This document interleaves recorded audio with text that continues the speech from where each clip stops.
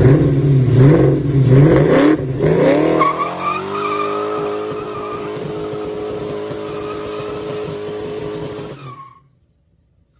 everybody, back again. Going to be putting in some work tonight on the rear tow hook assembly for the Fox body. We've already kind of done a good coverage video on the front, and I'll make sure that that's posted and available to link up. And the rear is going to be pretty simple in comparison to that. So we've got a very basic 90-degree bend angle that we're going to employ for a mount bracket. And this tow hook is going to be removable, so I don't want this thing protruding out from the rear bumper while I'm driving around in the street, but it does need to be functional for the track. And so my intention is to weld up a mount bracket, and this one's going to be very easily accessible compared to the front tow hook, to where we can unbolt it, rebolt it back up whenever we want to need this or use this thing for the track. So this one should be very simple and straightforward in comparison to the front. I'm not even going to be removing the rear bumper cover for this one. I will be drilling a couple holes through that rear bumper cover on the underside just for where this whole thing is going to bolt in place. But overall, this is going to be a pretty clean and quick install. Okay, so like I said, this one's going to be pretty straightforward in comparison to the front. We're going to be taking the length of that 90-degree angle iron, welding it to this metal bumper support here. We're going to drill 2 holes in that angle piece, and the intention is to drill 2 holes into this bumper support. And so we'll have a total of 4 right here for the angle piece, and these 2 ball holes right here are going to get used as well. And essentially we're going to have this thing mounted right about here, which will give us enough of a protrusion from the body, which is per the rule book, but it serves the purpose, right? But by having that access right there, I'll be able to remove this thing, so that way I don't have a gigantic red tow hook sticking out from the back of the car when I'm driving around in the street. Because I know that's a thing for some guys, and you know, if you're a Hyundai Veloster owner, that's a thing, or you know, still one of the very few people who has a 1994 Integra out there, this is also one of your things. But unfortunately for 93 Fox body Mustang and my taste in general, that's not a thing. Not hating on it if it is your thing, but it's not for me. Okay, so what we're going to be doing here is finding our edge distance for this hole and our overall length of this flange material.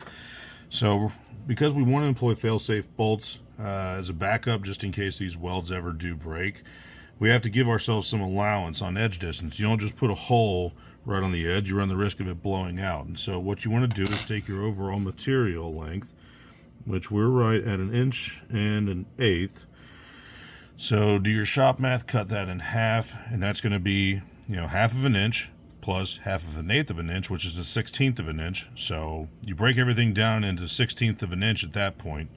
So you're talking 16/16 plus 2/8, which is, or excuse me, 2/16, which is 1/8. So at that point you're talking 18/16. Take half of that, 9/16. 9/16 is going to be our edge distance from this edge here. So 1, 2, 3, 4, 5, 6, 7, 8, 9. Boom, right here. Same repeat on this side. And that establishes your hole center for edge distance. Essentially repeat it going over here, but now we know that this is going to be essentially our area where our tow hook's going to mount in. So repeat it on this side.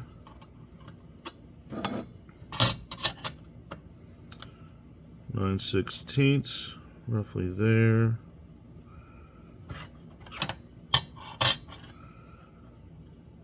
And there.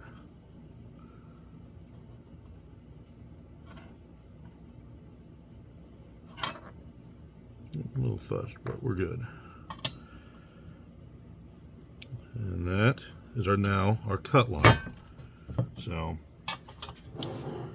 take that, draw that line there, transfer your tool, draw that line there. This is where we're going to be going and making our cut. And when this whole thing goes together, it will do so as such.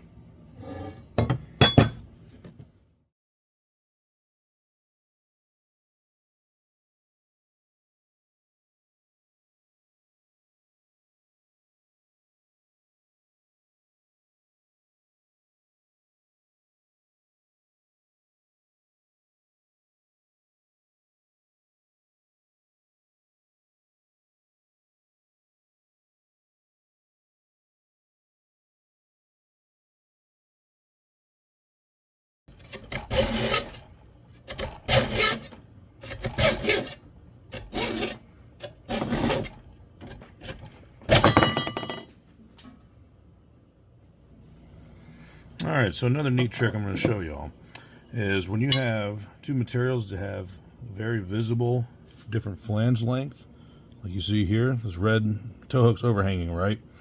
So, we know that this is going to be mounted up against a bumper. And the problem with that is that now this is going to be interfering with that. So we want to make sure that we have that mating surface here is level and equal between these two parts. So the easiest way to do that is just put your assembly on the edge of your table like such. Clamp it down.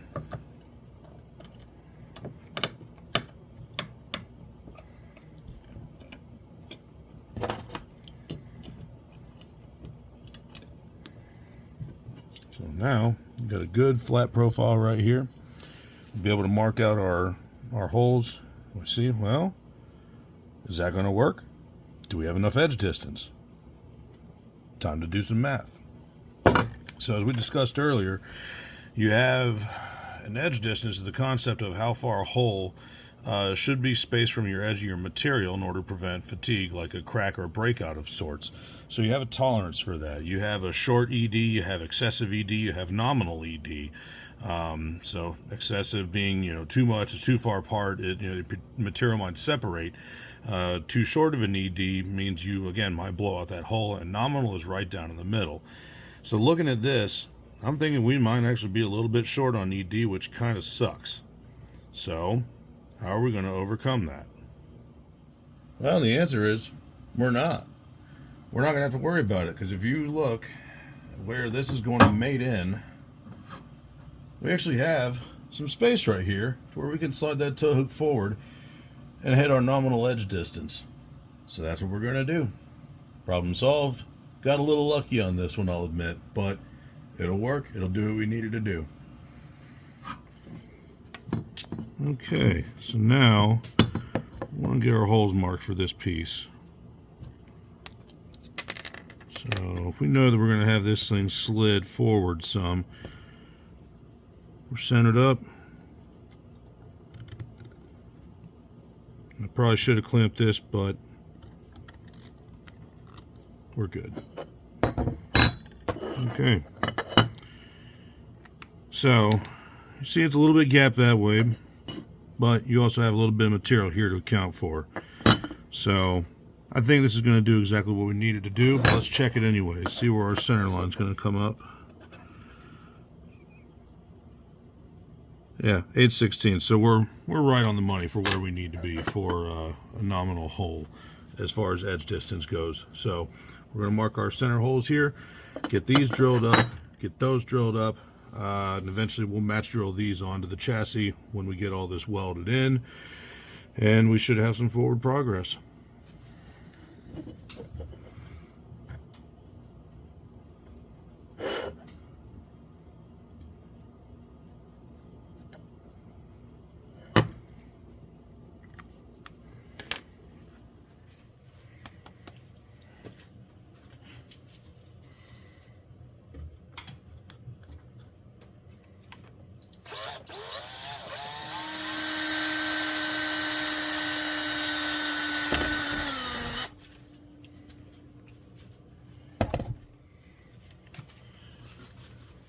So another drilling trick I want to show you is when you start getting into your larger hole cuts, you may see that you got a pretty sharp edge and some of your drill bits may start to snag or catch.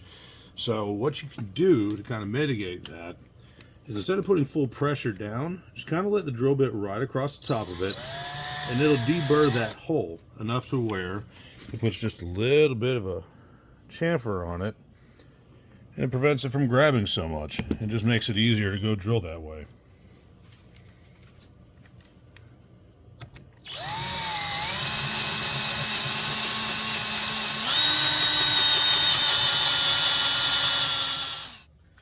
So one of the things about drilling that you want to pay attention to is where your shavings are going. Cleanliness is godliness, right?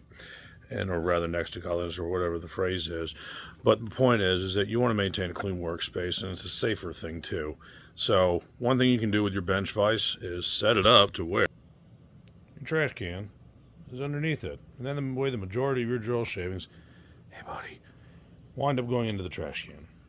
So at this stage, I'm going to tack weld that piece in place, and we'll do all the finish welding at the same time we do the front tow hook mount bracket.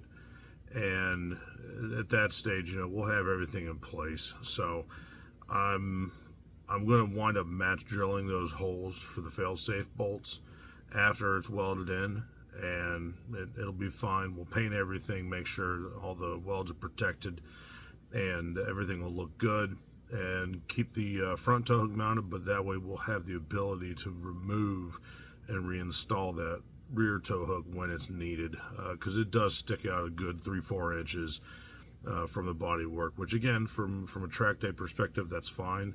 It's not obstructing anything, but from a style perspective, and even, truth be told, a convenience standpoint, I wouldn't want to walk around that car and then knock my shin into it, you know what I mean? So we'll make sure that that piece stays unbolted and that it has the full capability to be reinstalled as needed.